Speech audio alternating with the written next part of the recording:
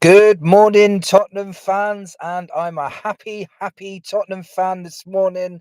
In my freezing cold car, it's ice everywhere, but I don't care because we've got ice, Bergville. Tottenham's performance yesterday was brilliant. There was so many individual brilliance from lots of Spurs players. There were a couple that were off, but it does not matter. The whole team wanted it more. They fought, they defended well, they countered well. There was so much against us. Nobody believed we could win, other than me, because I stated that we could win this game. Whether I truly believed it or not, is a different story. But I bet on us to win this game, and we won. Tottenham put in a performance against the odds, against one of the best teams in world football at the moment, one of the most informed teams, the team that's top of the Champions League group with other teams like Real Madrid, Barcelona, AC Milan, Manchester City. They are top of that league, and we put in a magnificent performance with 10 players not available for this game. You can't underestimate how much of a good performance this was for us to get one foot into that final. And it was unbelievable. What I want to talk about today, I want to talk about Kinkski's debut. I want to talk about individual performances, and there were so many good ones. There was a couple of bad ones, but so many good ones. I want to try and concentrate on the positives today. I want to talk about the second yellow card that was never given. I want to talk about why Liverpool wasn't robbed yesterday, and I want to talk about Ange's tactics a little bit because this guy deserves huge credit for getting this team to play like this against the odds, against everything that's happening. I just want to start off the video though by talking about something a lot more important than football and talk about Rodrigo Bentancur. This guy could not get any luck whatsoever. He's gone from injury to suspension to injury, and now there was rumours that he fainted yesterday. It wasn't a collision. There's other rumours saying it may have been a stroke. I really hope those rumours are not true. Nothing's been confirmed, but it didn't look good. Some people saw the replay. I've not seen a replay of it, but it looked like he fainted to some people. I really hope Bentancur is okay. My thoughts go out to his family. Get well soon, my friend. Now, let's talk about Kinkski's debut. Whoa. Right, we thought, Tottenham's scouting. I've scouted a really good goalkeeper. He's going to be a good, upcoming goalkeeper, ready to, try and take Vicario's place in the next few years.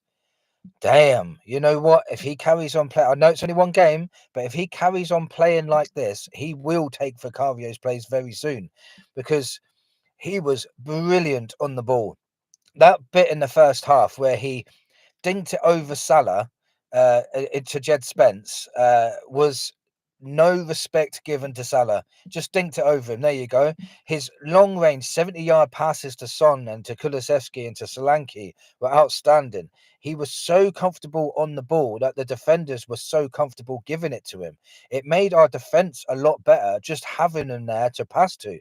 It was like we had another number six as well as a goalie. He was outstanding. He also did a couple of outstanding saves as well. That ball through from Salah in the second half, where I think it was Nunes that came in and had a shot, and he spread his body and saved it. Schmeichel-esque. I'm not going to get over carried away, but I wanted to say that anyway.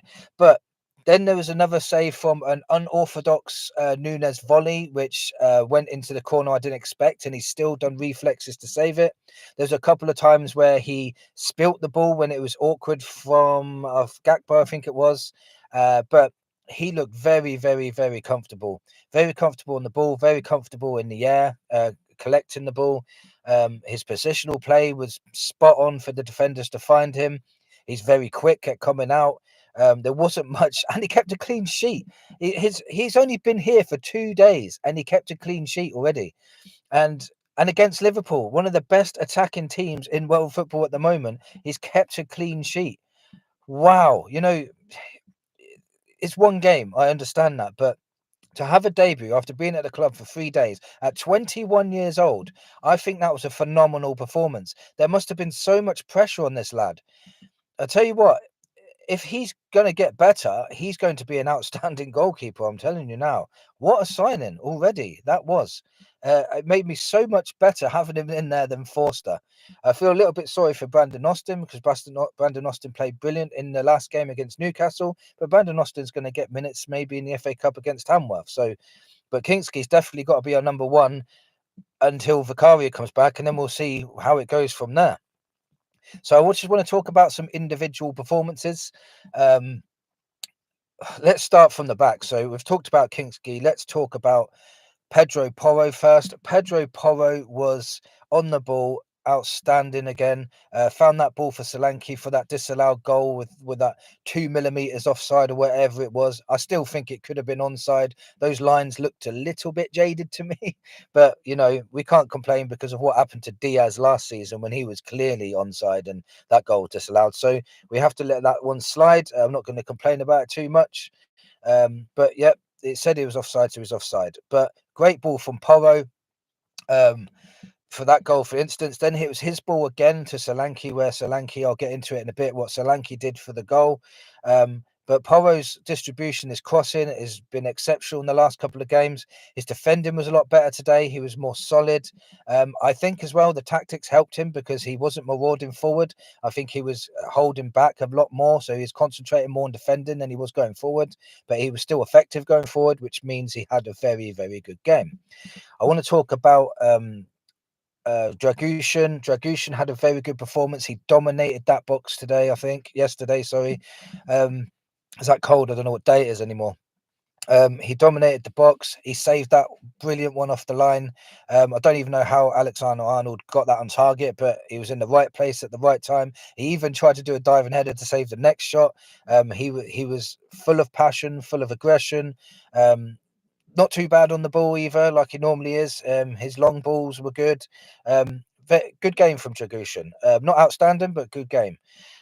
So let me move on to outstanding, and that was Archie Gray, left centre back. He is a midfielder with a right foot, playing at left centre back again against one of the best teams in the league, and he was phenomenal. Him on the ball, he is outstanding on the ball. He just gets out of any bit of trouble, and Jed Spence helps him a lot. And I'll get on to Jed Spence in a minute, but him on the ball and his positional awareness and he's winning aerial duels. He was that bit where he took it around 3 players in his own box near enough and then took the ball out and started striding into midfield, then outside of the football to Brennan Johnson. It was brilliant from him, and it looked like he was been our centre back all season. It was an outstanding performance. He's 18 years old. Let's not forget how old he is. 18 years old. This is his first season in the Premier League, and he's getting better and better and better every week. This guy, so much credit I've got to give Archie Gray. So much credit. And now Jed Spence I want to talk about a bit, because another guy who was outstanding. He had to literally go back to had to drive all the way back to Liverpool just to put Salah back in there because he forgot that he was still in his pocket. Salah did nothing because Spence marked him out of the game. Spence is not even a left back, and that's what I'm saying. Like, all these things that were against us didn't affect us. And he was left back playing against Mohamed Salah, and Salah did nothing. He marked him out of the game. He beat him in the air. He beat him on ground jaws. He was just as quick as him. And not only that, he was effective going forward as well. Jed Spence put in a phenomenal performance. That was brilliant. That was better than I've seen your doggy all season. That was a better performance than your doggy has been all season. Maybe we need to start rethinking who our number one left back is, or does he need to start playing right back, and we need to get another left back in to cover, because he needs to be in this team, Jed Spence. What a player he is.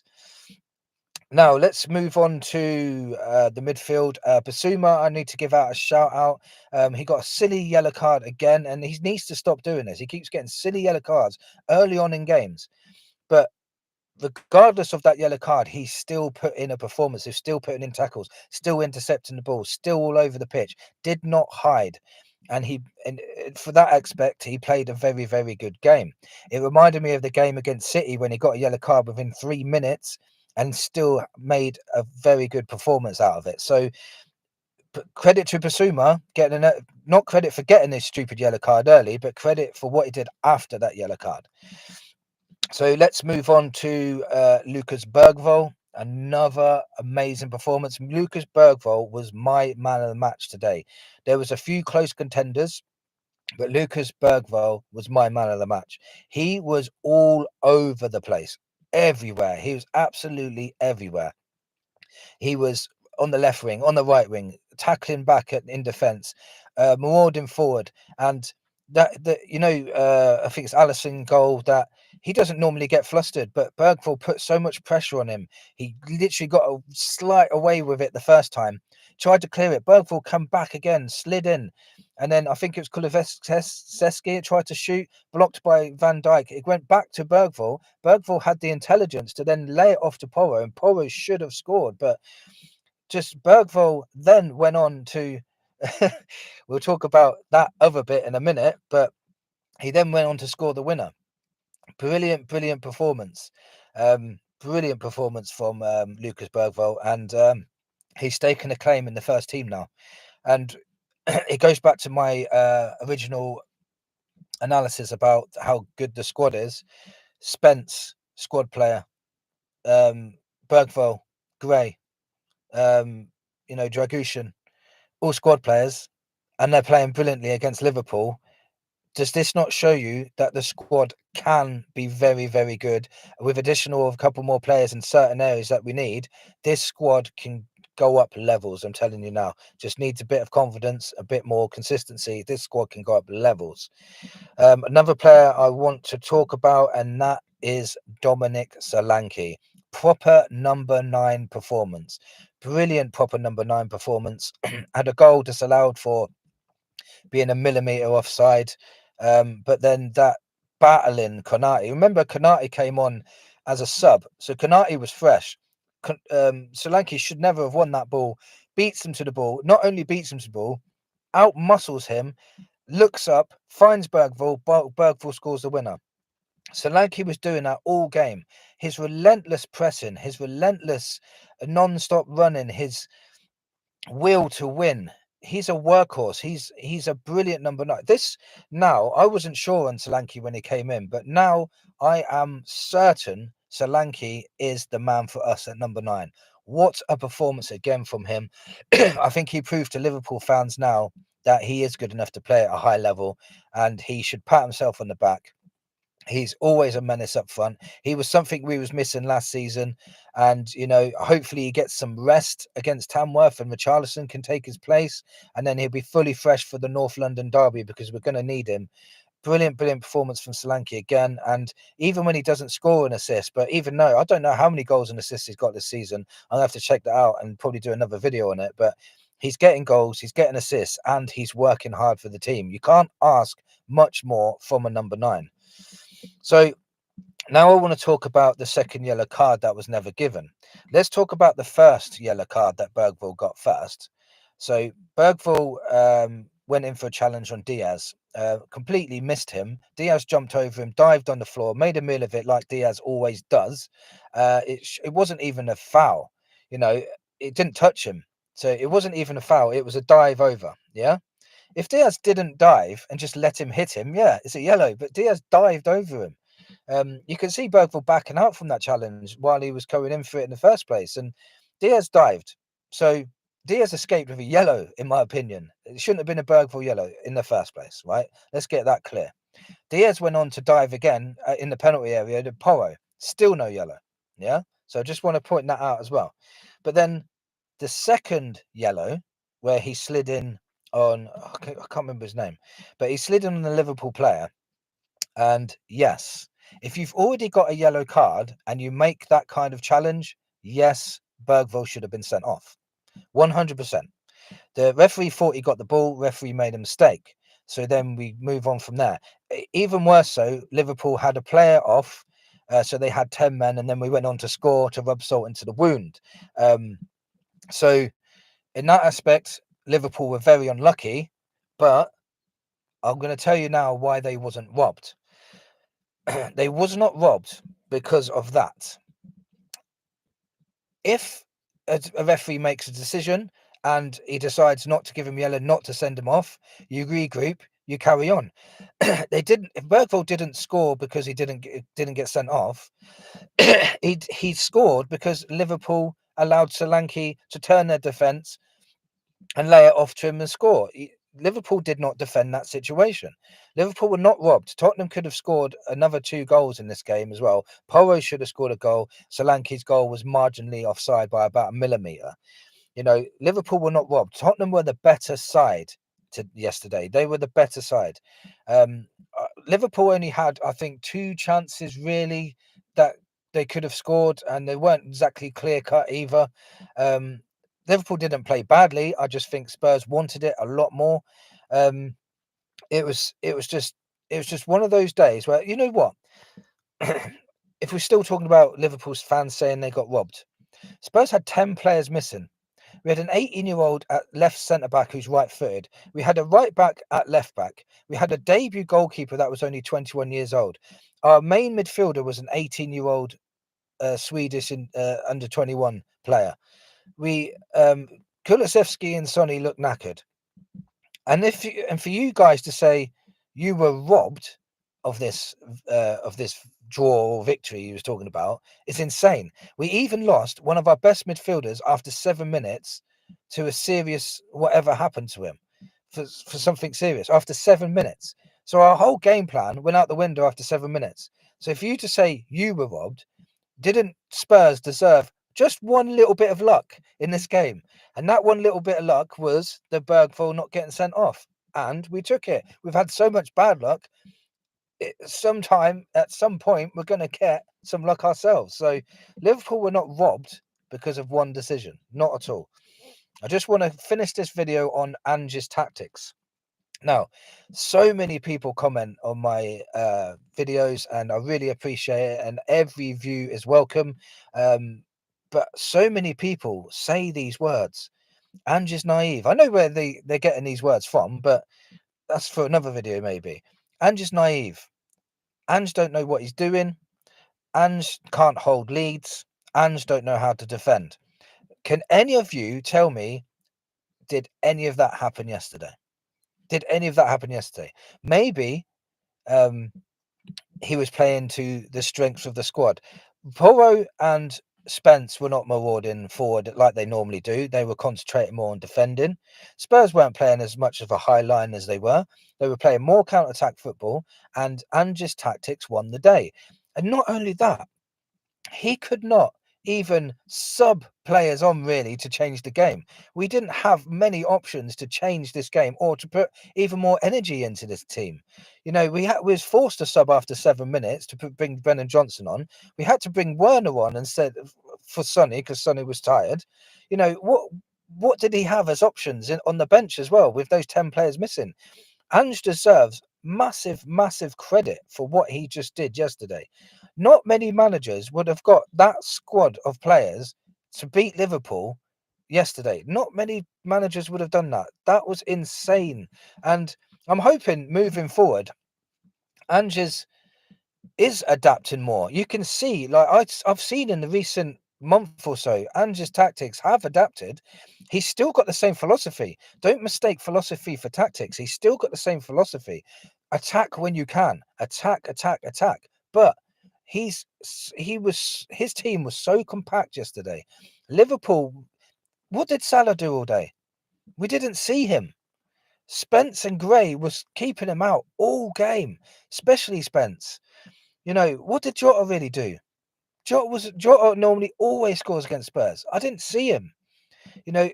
Credit where credit's due. If you're all saying Ange Postecoglou doesn't know what he's doing, he's naive, please just watch this game and tell me that he doesn't know what he's doing. Please.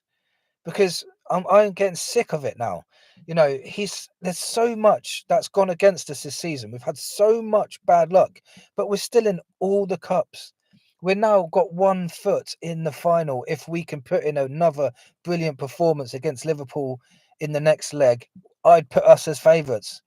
I really would, because Newcastle are a brilliant side, and obviously looking better than Arsenal at the minute.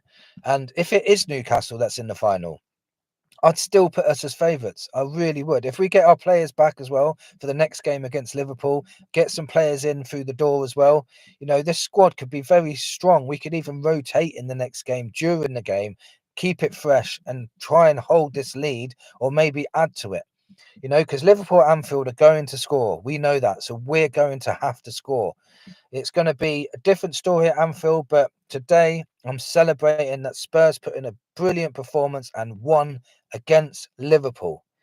Let me know in the comments if I've missed anything that you want to talk about, and let me know what you thought of the game and what you think the outcome's going to be in the second leg. And come on, you Spurs!